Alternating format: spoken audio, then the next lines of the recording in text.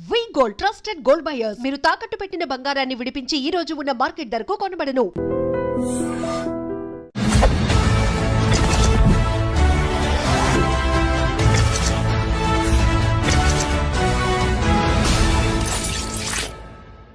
అందరికీ నమస్కారం. నేను Swaroopa Potlapalli. Welcome to I dream.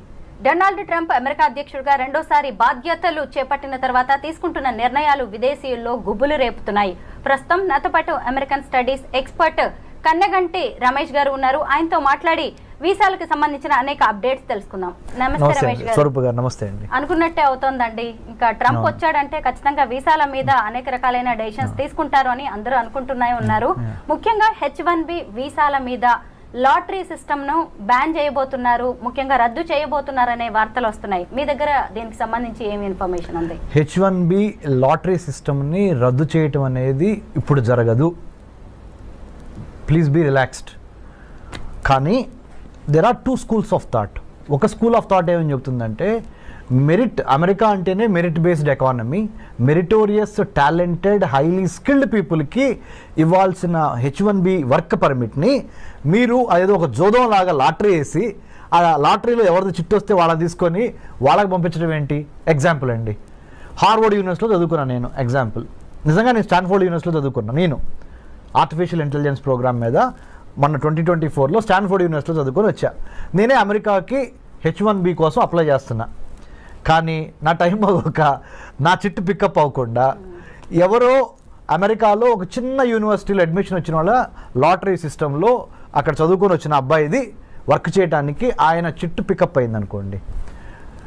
మరి నేను స్టాన్ఫోర్డ్లో చదువుకొని వచ్చాడు, అతను ఏదో చిన్న యూనివర్సిటీలో చదువుకొని వచ్చి ఇద్దరం వెళ్తుంది భుక్తి కోసమే. కానీ నా ఎడ్యుకేషనల్ క్వాలిఫికేషన్స్ అన్ని పక్కన పెట్టి ఆయనది పికప్ అయింది.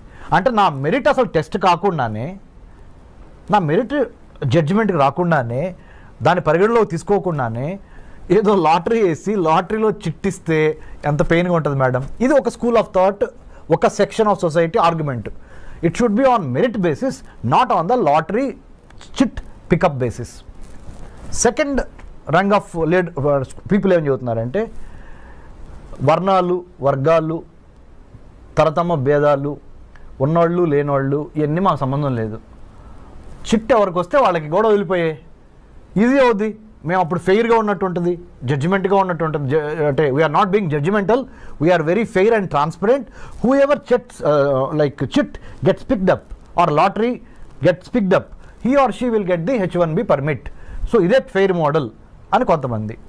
సో ఇటువేమో మెరిట్ అని, ఇటువైపేమో లాటరీ బేస్డ్ అని. చివరికి ఇప్పుడు 2025 హైదరాబాద్లో ఐ డ్రీమ్ స్టూడియోలో స్వరూప పొట్లపల్లి గారితో నేను కూర్చొని రమేష్ కన్నెగంటి మాట్లాడుతున్న ఈ తరుణంలో ఇప్పుడున్న రూల్ ఏంటి అంటే, చిట్టు ద్వారానే, లాటరీ ద్వారానే పికప్ అయ్యేదే H1Bకి వెళ్తుంది. కానీ ఇంకా అది రద్దు కాలేదు ఆ system. This is the fact. కానీ మనలాంటి వాళ్ళ మాట్లాడుకున్నప్పుడు ఖచ్చితంగా ఒక టాలెంట్ అనేది లక్ డిసైడ్ చేయకూడదు. అవును కదా. మరి ఇప్పుడు ఈ లాటరీ సిస్టమ్ తీసేస్తే మంచిదంటారా, తీయకపోతే మంచిదంటారా? ప్లస్లు ఏంటి, మైనస్లు ఏంటి? చాలా మంచి ప్రశ్న, చాలా తెలివైన ప్రశ్న అడిగారు మీరు. అంటే పబ్లిక్ పల్స్ కూడా ఇలాంటి ప్రశ్న కోసం ఎదురు చూస్తూ ఉండుంటుంది. ఒక మెరిటోరియస్ స్టూడెంట్గా కింద నుంచి చదువుకొని, అంటే స్కాలర్షిప్స్ మీద, మెరిట్ మీద చదువుకొని పైకి వచ్చిన వాడిగా, ఆబ్వియస్లీ నా personal opinion, I will vote for the merit based system. కానీ life is not fair, life is not bed of roses, life cannot be in black and white, there are areas of grey, right, there are colours of grey. కాబట్టి ప్రస్తుతానికి ఒక కొత్త model evolve అయ్యే వరకు we have to follow this model only. This model indicates lottery system of H1B, so that I'm not being partial, I'm not being judgmental, I'm not being selective, I'm not being biased అనేది crystal క్లియర్గా ఉంది. కానీ this is not fair. ఎందుకు? మీరు అన్నట్టుగా talent ఒకటి, luck ఒకటి. నా లక్ బాగుండి నాకు వచ్చింది, నా టాలెంటెడ్ రాలా. మరి రేపు నన్ను తీసుకునే ఎంప్లాయర్ ఉన్నాడు అనుకోండి, అక్కడ అమెరికాలో పెద్ద కంపెనీ ఇన్ఫోసిసే ఉందనుకోండి మేడం, లేకపోతే బిల్ గేట్స్ మన మైక్రోసాఫ్టే ఉందనుకోండి మేడం, నేను లాటరీ ద్వారా పికప్ అయ్యి వచ్చాను. నేను మెరిట్ బేస్డ్ మీద రాలా. అంటే నేను చదువుకుంది స్టాన్ఫోర్డ్ యూనివర్సిటీ, లెక్క ప్రకారం నాకు రావాలి, కానీ నాకు రాలేదు. కానీ ఎవరో ఒక చిన్న యూనివర్సిటీలో చదువుకో అంటే ఇక్కడ మీరు ఇంకొకటి ఆర్గ్యూ చేయొచ్చు వేరే వాళ్ళు ఏమని, అంటే పెద్ద పెద్ద బ్రాండెడ్ యూనివర్సిటీలు చదువుకున్న వాళ్ళకి మాత్రమే తెలివితేటలు ఉంటాయా? చిన్న చిన్న పల్లెటూరు నుంచి లేకపోతే సెకండ్ రంగ్ కాలేజెస్ యూనివర్సిటీస్ నుంచి వచ్చిన వాళ్ళకి తెలివితేటలు ఉండవా అనే ప్రశ్న గ్యారంటీగా లేవనెత్తారు. So nothing is perfect. Every set of judgmental or measuremental basis has its own little bit of fallacies అంటే mistakes, little bit of weaknesses, little bit of shortcomings. ఓవరాల్గా బై అండ్ లార్జ్ ఎవరికి ఎక్కువ న్యాయం జరిగిద్దో ఆ సిస్టమ్ని మనము adapt చేసుకోవాలి. It will take little more time to come to that మెరిట్కి లక్కి ఆర్ మెరిట్కి లేదా వర్గ భేదాలకి అతీతంగా వచ్చే విధంగా ఒక న్యూ H1B సెలక్షన్ ప్రాసెస్ని డిఫైన్ చేసి డిజైన్ చేసి డెలివర్ చేసే డెలివర్ చేసే ఆ 3D రావాల్సిన అవసరం ఉంది. దాంట్లో భాగంగా మేధావులంతా కూర్చొని పాలసీ మేకర్సు, ఎడ్యుకేషనిస్టులు, ఇండస్ట్రియలిస్టులు అందరూ కూర్చొని ఒక న్యూ సిస్టమ్ని బయటకు తీసుకురావాల్సిన అవసరం ఉంది. How do you accommodate A competent, A transparent, A meritorious, A talented guy or girl to work in the United States of America based on the merit base, not on the luck base. ఆ సిస్టానికి రావడానికి we are evolving. ఎందుకంటే Rome is not built over night కదా. తప్పులు జరుగుతూ ఉంటాయి, నేర్చుకుంటూ ఉంటాం, వాటిల్లో నుంచి ఇవాల్వ్ అయి వస్తూ ఉంటాం. ఐఎమ్ షూర్ స్వరూప గారు in the days to come in very near future I think United states customs and immigration agency will go in to that direction under the department of homeland security. H1B వీసాలో కొత్తగా ఏమైనా మార్పులు తీసుకొచ్చే chances ఉన్నాయంటారా? Yeah, I think that's a smart question again. You know why? Given the Immigration and Customs Enforcement Agency, given the United States Customs and Immigration Office, given the new geopolitical, geostrategic realities of Russia, Ukraine on the one hand, Israel, Palestine on the other hand, North Korea, South Korea, China, Taiwan, ఇవన్నీ global flash points, గొడవలు జరుగుతున్నాయి, యుద్ధాలు జరుగుతున్నాయి. వీటన్నిటికీ తోడుగా post COVID-19 world ఆర్డర్లో, Covid తర్వాత వచ్చిన ప్రపంచంలో రాజకీయ, ఆర్థిక, సామాజిక, సాంఘిక పరమైన మార్పులు ప్రస్ఫుటంగా కనపడుతున్నాయి. ఆర్థికంగా అమెరికా కుదేలవుతున్న దశ ఇది. For your kind information, America ఆర్థిక బలాలన్నీ వీగిపోతున్నాయి. The economic tremors, the political tremors, the technological tremors are really shifting the pendulum in the other direction. Asia ప్రాంతంలో ఉన్న చైనా వైపుకి ప్రపంచ ఆర్థిక, రాజకీయ, వర్తక, వాణిజ్య, వ్యాపార సంబంధాలు చైనా వైపుకి ఇన్ ఫేవర్గా పవనాలు ఇటు మూవ్ అవుతున్నాయి. మంచికో చెడుకో we have to wait and see. But having known this fact, United States of America has got a wake up call. అందుకని మన ట్రంప్ గారు కూడా అన్నారు, hey it's a wake up call from China, People's Republic of China. You know what is it? DeepSeek R1 అనే ఒక కొత్త AI మోడల్ని, chat bot ఇప్పుడు ఏదైతే ఉందో చాట్ GPT లాంటి ఒక మోడల్, కొన్ని $1 బిలియన్ ఖర్చు పెట్టి చాట్ GPTని మనం తయారు చేస్తే, అలాంటి దాన్ని DeepSeek R1 అనే ఒక మోడల్ని చైనా వాడు $5.5 మిలియన్ తయారు చేశాడు. మనమేమో దాని మీద 100 కోట్లు 1000 కోట్లు ఖర్చు పెడుతున్నాం. మనకేమన్నా పిచ్చి పట్టిందా, లేకపోతే మనకేమన్నా తెలివితేటలు లేవా అని మనల్ని మనం ప్రశ్నించుకోవాల్సిన అవసరము, అఘాయిత్యము, సందర్భము ఏర్పడినవి అని సాక్షాత్తు 47th president of the United States of America Donald Trump has given a public statement. అంటే చైనా మ్యానుఫ్యాక్చరింగ్ స్పేస్ని, సైబర్ స్పేస్ని, మ్యారిటైమ్ స్పేస్ని, పొలిటికల్ స్పేస్ని, సర్వీస్ సెక్టర్ స్పేస్ని ఆక్యుపై చేస్తుంది. ఎన్లార్జ్మెంట్, ఎంట్రాప్మెంట్, ఎన్సర్కిల్మెంట్ అనే 3 విధానాల ద్వారా ప్రపంచంలో ఉన్న వర్తక, వాణిజ్య, వ్యాపార, సాహిత్య, రాజకీయ రంగాల్లో, ఆర్థిక రంగాల్లో తనదైన ముద్ర వేసుకోవటానికి చైనా నడుం బిగించి ఎన్లార్జ్మెంట్, ఎంట్రాప్మెంట్, ఎన్సర్కిల్మెంట్ అనే 3 స్ట్రాటజీల ద్వారా చాప కింద నీరులాగా ప్రవహిస్తున్న తీరుని అమెరికా గ్రహించింది. అమెరికాతో పాటు ఇండియా గ్రహించింది. ఇండియాతో పాటు ఆస్ట్రేలియా, జపాన్, మిగతా దేశాలు కూడా గమనించినాయి.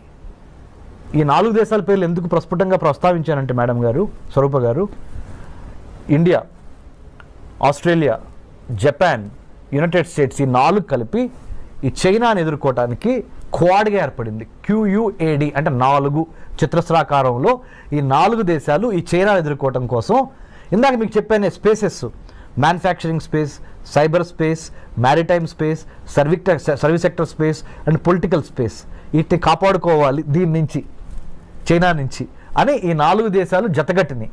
వీటితో పాటుగా భారత్ అంటే వీటిలో ఒకటైన భారత్ ఇటు బ్రిక్స్ని మేనేజ్ చేయాలి. Brazil, Russia, India, China, South ఆఫ్రికాలోనూ భారత్ ఉంది. ఇటు క్వాడ్ అంటే Australia, Japan, India, United States, ఇక్కడ కూడా ఇండియా ఉంది, ఇక్కడ కూడా ఇండియా ఉంది. మరి వీళ్ళతోనూ వెళ్ళాలి, వీళ్ళతోనూ వెళ్ళాలి. ఇద్దరితో కలిసి వెళ్ళి తన యొక్క రాజ్య ప్రయోజనాల్ని ఎలా కాపాడుకోవాలనే రాజకీయ దౌత్యపరమైన చదరంగంలో భారత్ చాలా స్మార్ట్గా తన పావుల్ని కదపాలి. దీనికి ఒక బ్యాక్గ్రౌండ్ ఉంది ప్రపంచ రాజకీయాల్లో. ఇప్పుడు జరుగుతున్న COVID-19 పరిణామం తర్వాత అమెరికా ఆర్థిక వ్యవస్థ కుప్పగూలిపోయి, అందుకనే let's make America great again అనే నినాదంతో ప్రెసిడెంట్ ట్రంప్ ఎందుకు అధికారంలోకి వచ్చాడు అంటే, ఉన్న వాళ్ళకి, అమెరికా పౌరులకి ముందల విద్య, వైద్యం, ఆరోగ్యం, పర్యావరణం, వాళ్ళకి భద్రత, ఉపాధి ఇవ్వగలిగితే తర్వాత మిగిలింది ఏదన్నా ఉంటే ప్రపంచ దేశాలకు పంచిపెడతాము అనే ఒక బేసిక్ నాలెడ్జ్ నుంచి, బేసిక్ ఐడియాలజికల్ ప్రిమైజ్ నుంచి ఆయన let's make America great again అన్నాడు. అందుకని ఇండియాకి నిన్నగాక మొన్న $21 మిలియన్ రద్దు చేశారు US ఎయిడ్ నుంచి. ఇది ఇండియాలో ప్రజాస్వామ్యాన్ని పెంపొందించడానికి, ఎలక్షన్స్ని పెంపొందించడానికి $21 మిలియన్ శాంక్షన్ అయి ఉంటే దాన్ని రద్దు చేసేశారు Elon Musk, department of government efficiency, కొత్త డిపార్ట్మెంట్ వాళ్ళు. ఎందుకంటే ముందర మన దేశం గురించి మనం ఆలోచిద్దాం. అది అమెరికా, అది భారత్ కానీ, నేపాల్ కానీ, బంగ్లాదేశ్ కానీ, ఏ దేశమైనా మనకెందుకయ్యా, America first, let's make America great again అనే నిదానంతో ట్రంప్ ఉన్నాడు. కాబట్టి దీనికి ఎంత బ్యాక్గ్రౌండ్ ఉంది. ఐ డ్రీమ్ ద్వారా, మీ ద్వారా, you are such a senior journalist with so much of hard work that you have put in the capital of India and elsewhere in the country.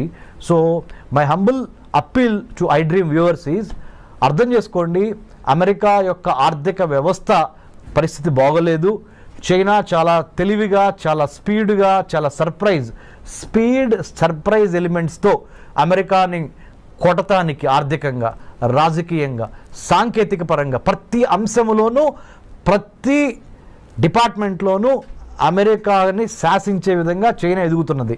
కాబట్టి భారత్ ఏం చేయాలి అంటే, ప్రపంచ రాజకీయాల్ని ఒక తెలుగువాడిగా మనం గమనించి చాలా స్మార్ట్గా మన ఆర్థిక, రాజకీయ, వర్తక, వ్యాపార, వాణిజ్య ప్రయోజనాల్ని కాపాడుకుంటా ఇటు అమెరికాతోనూ ఉండాలి, ఇటు చైనాతోనూ ఉండాలి, ఇటు రష్యాతోనూ ఉండాలి, ఇటు యూరోపియన్ యూనియన్తోనూ ఉండాలి అనే ఒక smart, the combination of muscle power and then mind power, ఈ రెండు కలిపి స్మార్ట్ పవర్గా ఎదిగి మనల్ని మనం కాపాడుకోవటం చాలా ఇంపార్టెంట్. ఇలాంటి పరిస్థితుల్లో మరి ముఖ్యంగా కొత్త అధ్యక్షుడు వచ్చినప్పుడు కొత్త ఆశయాలతో వస్తూ ఉంటాడు. వాటిని అర్థం చేసుకొని దానికి అనుగుణంగా ప్రీ డిపార్చర్ ఓరియంటేషన్ అంటారు, PDO అంటే ఇక్కడి నుంచి వేరే దేశం వెళ్ళేటప్పుడు ఆ దేశం యొక్క చట్టం ఏంటి, న్యాయం ఏంటి, సంస్కృతి ఏంటి, సాహిత్యం ఏంటి, చరిత్ర ఏంటి అనేది అవగాహన లేకుండా ఏదో వీసా వచ్చేసింది కదా అని చంకలు కొట్టుకొని బొమ్మని మీరు ఫ్లైట్ ఎక్కి అక్కడ దిగంగానే వాడు చెప్పేది మీకు అర్థం కాదు, మీరు చెప్పేది అర్థం కాదు, మీరు అక్కడికి వెళ్ళిన తర్వాత భారతదేశంలో ఎలా ఉన్నామో అలా ఉందాం అనుకుంటే కుదరదు, తిరిగి మళ్ళీ డిపోర్టేషన్ అంటాడు, ఇంకోటి అంటాడు, H1B వర్క్ వీసాల గురించి మాట్లాడతాడు, F1 స్టూడెంట్ వీసాల గురించి మాట్లాడతాడు, ఆప్షనల్ ప్రాక్టికల్ ట్రైనింగ్ 20 గంటల మించి చేయకూడదు అంటాడు. అర్థం కాక ఏం చేయాలో అర్థం కాక ఇవన్నీ కాకుండా ప్రీ డిపార్చర్ ఓరియంటేషన్, PDO అంటే వేరే దేశంలోకి మన దేశం నుంచి వేరే దేశంలో కాలు పెట్టబోయే ముందల అక్కడ చేయవలసిన అంశాలు ఏంటి, చేయకూడని అంశాలు ఏంటి, అక్కడ రాజకీయం ఏంటి, చరిత్ర ఏంటి, సాహిత్యం ఏంటి, వర్తకం, వ్యాపారం, వాణిజ్యం అక్కడ ఎలా జరుగుతుంది అనే దాని మీద మినిమం కామన్ సెన్స్తో, మినిమం హోంవర్క్తో ప్లాన్, ప్రిపేర్, పర్స్పైర్, ఇన్స్పైర్ అనే విధంగా మనం అక్కడికి వెళ్తే మంచిది. 2025లో H1B వీసా రెన్యువల్ ప్రాసెస్ ఎలా ఉండబోతోంది? 2025లో ఏమైనా మారే ఛాన్సెస్ ఉన్నాయి? ఓకే, రెన్యువల్కి సంబంధించినంత వరకు గుడ్ న్యూస్.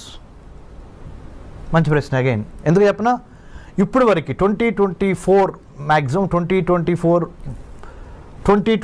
2024 ప్రథమాంకం వరకు ద ఫస్ట్ పార్ట్ ఆఫ్ 2024 వరకు ఏంటి, H1B వీసా రెన్యువల్ కావాలంటే మీరు ఉదాహరణ, నా పేరు డాక్టర్ రమేష్ కన్నిగంటి, నేనే అనుకోండి, నేను అమెరికాలో సిలికాన్ వ్యాలీలో సియాటల్, శాన్ ఫ్రాన్సిస్కో, బే ఏరియాలో నేను లెట్సే మైక్రోసాఫ్ట్లో పనిచేస్తున్నా. H1B మీద నేను అమెరికా వెళ్ళి ఒక 3 ఏళ్ళు జాబ్ చేశా. మళ్ళీ నేను రెన్యువల్ చేయించుకోవాలి. అక్కడి నుంచి ఇండియా వచ్చి ఇండియాలో కొన్నాళ్ళు గడిపి మళ్ళీ I have to renew my H1B. దానికి సొంత దేశానికి తిరిగి రావాల్సి వచ్చేది. అప్పుడు నేను అక్కడ ఆ ఎంప్లాయర్కి నేను ఎంప్లాయీ, ఆయన ఎంప్లాయర్, నాకు ఉద్యోగం ఇచ్చిన ఆయన, నేను ఉద్యోగం చేస్తున్నా ఆయన్ని. మా ఇద్దరికి మధ్య కొంత కమ్యూనికేషన్ కావాలి. మళ్ళీ మీ ఇద్దరు అడ్జస్ట్ అవ్వాలి. నిన్నటి వరకు అక్కడ జాబ్ చేస్తా, ఒకేసారి మళ్ళీ ఇండియా వచ్చి ఇండియాలో మళ్ళీ ఫుడ్, క్లైమేట్ ఇవన్నీ అడ్జస్ట్ అయ్యి మళ్ళీ ఇక్కడి నుంచి మళ్ళీ అదే జాబ్కి వెళ్ళేటప్పటికి కొంత టైం పట్టేది. సో ఇదంతా ఎందుకు టైం వేస్ట్ బ్యాచ్ అని ప్రధానమంత్రి మోడీ గారు ఎప్పటి నుంచో అమెరికన్ ప్రెసిడెంట్ బైడెన్ని అడిగారు, ఇప్పుడు ట్రంప్ గారిని మొన్న కూడా అడిగారు, మీరు H1B రెన్యువల్ అమెరికాలోనే ఉండి మా భారతీయులకి రెన్యూ చేసుకునే అవకాశం ఇవ్వండి అనగానే వాళ్ళు ఒప్పుకున్నారు. ఇప్పుడు now they are going to give us the chance to renew our H1B by being in the United States of America.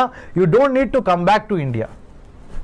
H1B visa మీద ఉన్న వారికి జన్మతః వచ్చే ఈ పౌరసత్వ రద్దు అనేది కూడా వాళ్ళ మీద ఎలాంటి ప్రభావం చూపించే అవకాశం ఉంది? అంటే H1Bని ఒక్క నిమిషం పక్కన పెడితే స్వరూప గారు, మొన్నటి వరకు 1789 జార్జ్ వాషింగ్టన్ ప్రథమ American president, 47th president of the United States of America Donald Trump ప్రమాణ స్వీకారం ముందల వరకు అంటే జనవరి 2025 జనవరి 20 వరకు ఏంటంటే, ఆ దేశంలో కనుక ఒక ప్రెగ్నెంట్ లేడీ జన్మనిస్తే ఆటోమేటిక్గా అబ్బాయికి కానీ అమ్మాయికి కానీ ఆ అమెరికన్ పౌరసత్వం వచ్చేసేది. కానీ ట్రంప్ ఏం చేశాడు, అమెరికన్ పౌరసత్వం ఇవ్వటం ఈజీ, కానీ పౌరసత్వం ఇచ్చిన తర్వాత బెనిఫిట్స్ కూడా ఇవ్వాల్సి వస్తున్నాయి. ఆ బెనిఫిట్స్కి అయ్యే డబ్బులు ఖర్చు ఎంత అవుద్ది అంటే, when you are pregnant, you are coming and delivering a baby in my country, that is United States of America. The moment your baby is born on this land, he or she becomes a American citizen కదా. మరి American సిటిజన్ని మళ్ళీ protect చేసుకోవాల్సిన బాధ్యత ఎవరిది? నాదే కదా. అంటే being the American president. So దానికి అయ్యే ఖర్చు ఎంత, దానికి అయ్యే నా బరువు ఎంత, బాధ్యత ఎంత అని వాళ్ళు బేరీజ్ చేసుకొని, ఎందుకంటే ఆయన బిజినెస్ మ్యాన్ కదా, బేరీజ్ వేసుకొని నా వల్ల కాదు బాబు, ఇక నుంచి ఏం చేద్దామంటే అమెరికాలో వచ్చి అమెరికన్లో డెలివరీ అయిన ఏ బేబీకైనా 2-3 కండిషన్స్ పెడుతున్నా. తండ్రి కానీ తల్లి కానీ పౌరసత్వం అయినా అయి ఉండాలి, లేదా గ్రీన్ కార్డ్ అయినా అయి ఉండాలి, లేకపోతే మీకు మీ అబ్బాయికి కానీ అమ్మాయికి కానీ నేను ఇక్కడ పౌరసత్వం ఇవ్వలేను. మీరు ఏదో విజిటర్ వీసా మీద వచ్చి, స్టూడెంట్ వీసా మీద వచ్చి, J1 వీసా మీద వచ్చి, L1 మీద వచ్చి, M1 వీసా మీద వచ్చి ఇక్కడ మీరు మీ అబ్బాయి అమ్మాయి ఇక్కడ పుడితే మొన్నటి వరకు అయితే చెల్లింది పౌరసత్వం వచ్చేది, ఇప్పుడు నా వల్ల కాదు. Because America doesn't have that kind of money or that kind of wherewithal to protect your child, because I have to give you all the American సిటిజన్షిప్కి ఉన్న బెనిఫిట్స్ అన్నీ ఇవ్వాల్సి వస్తుంది. I'm not in a position for the time being. రేపొద్దున వేరే president వచ్చిన తర్వాత, president ట్రంప్కి ఇది సెకండ్ టర్మ్, ఫైనల్ టర్మ్, రేపొద్దున వేరే ప్రెసిడెంట్ వచ్చిన తర్వాత ఆయన మారిస్తే నాకు సంబంధం లేదు. నేను దిగిపోయే వరకు అంటే 2025 నుంచి అనదర్ 4 years 2029 వరకు నేను మట్టికి మీకు అమెరికా పౌరసత్వం ఇవ్వలేను. బర్త్ రైట్ సిటిజన్షిప్ అనేది మీ బర్త్ రైట్ అని మొన్నటి వరకు అన్నారు కదా, అది ఇప్పుడు కాదు. మీకు బర్త్ రైట్ కావాలి, సిటిజన్షిప్ కావాలి అంటే అమెరికాలో కొన్ని కండిషన్స్ ఉన్నాయి. కండిషన్ నెంబర్ 1, భార్యాభర్తల్లో ఒకళ్ళకి పౌరులై ఉండాలి, అమెరికా పౌరులు. 2వ కండిషన్, కనీసం గ్రీన్ కార్డ్ అయి ఉండాలి. ఈ 2 కండిషన్స్ పెట్టారండి. Thank you so much Ramesh గారు. థ్యాంక్ యూ స్వరూప గారు, థ్యాంక్ యూ వెరీ మచ్.